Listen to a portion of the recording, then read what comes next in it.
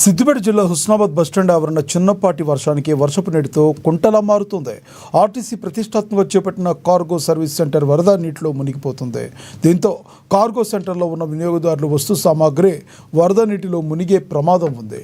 ఇటీవల 2 కోట్ల రూపాయల నిధులతో హుస్నాబాద్ ఆర్టీసీ బస్టాండ్ను ఆధునీకరించిన బస్టాండ్ ఆవరణలో డ్రైనేజీ వ్యవస్థ మెరుగుపరచలేదు. వర్షం కురిస్తే వరద నీరు బయటకు వెళ్లిపోయేలా నిర్మాణాలు జరగలేదు.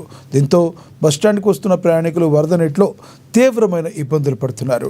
కాంట్రాక్టర్ నిర్లక్ష్యంతోనే బస్టాండ్ ఆవరణలో వర్షపు నీరు నిలుస్తుందని ఆర్టీసీ అధికారులు మండిపడుతున్నారు. ఈ విషయాన్ని పలుమార్లు కాంట్రాక్టర్లకు తెలిపినా కూడా పనులు చేయించడం లేదంటూ వాపోయారు.